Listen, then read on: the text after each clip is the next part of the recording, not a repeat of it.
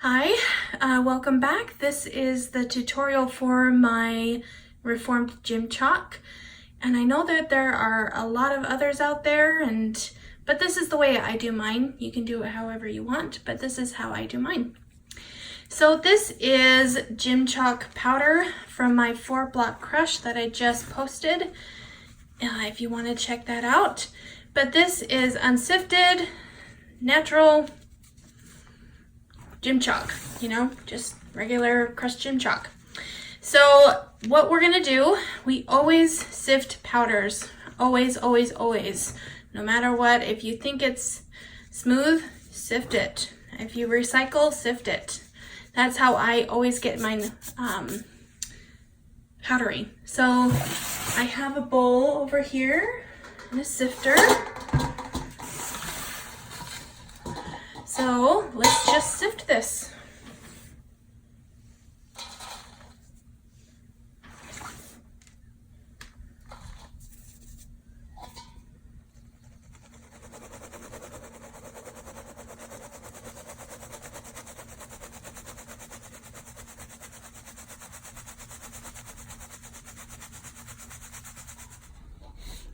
Okay, so I just sifted this gym chalk and now it is all light and fluffy. So powdery, and I don't know about you, but I love the smell of gym chalk when it's like this. I smell it at work. I'm like, oh, I can't wait to get home to my projects. That's just me though. So with this, you have a couple options. You can just add water to it right now into the consistency I'll show you and put it in molds and do it that way. Or you can add different things to it, like cornstarch, calcium carbonate, baby powder, anything like that. And for me, this tutorial, I'm gonna put cornstarch in here. And let me just pour some in here. Now I don't measure, I just pour. A little bit more, there we go. So that's probably a little less than half, maybe a quarter ratio to it. So here's that cornstarch. Now mix it up.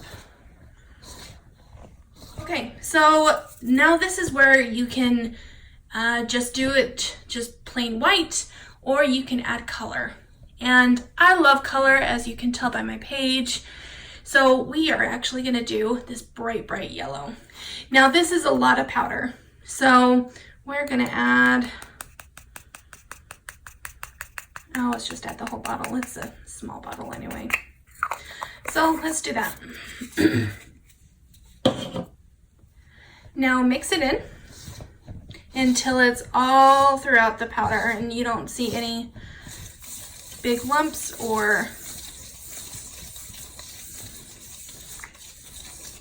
big streaks of color or anything like that. Just mix it all in. Okay, so the color is all in from what I can tell.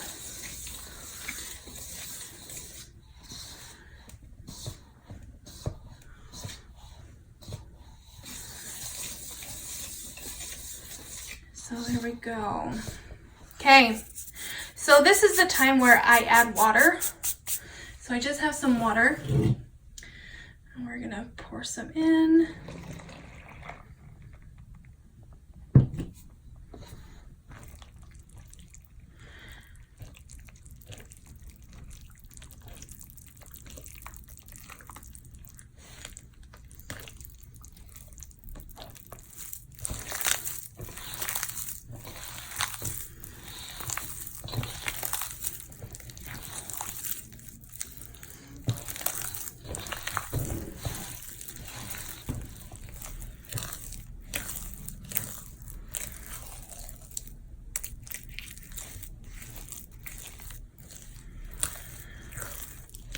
Okay, so this is the consistency I like. Now this consistency is kind of like thin mashed potatoes. It's about how best I can explain it. So this is the perfect consistency for me. So now it is time to put it into molds. And what I have these molds. Again, these are silicone, because silicone are my favorite, and forgive me, my hands, I had to hand mix it really quick. So with this, you just put as much as you want into the molds.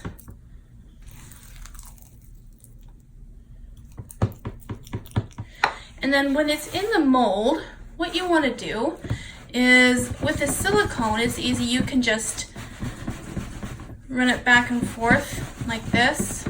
Try and get the air bubbles out, and it also smooths the top. So get all the air bubbles out, you know.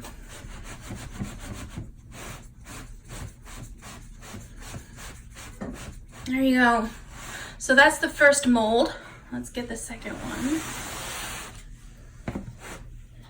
So with this kind of mold, I would probably, you're still gonna dry it, and I'll show you what I mean about them coming off the sides.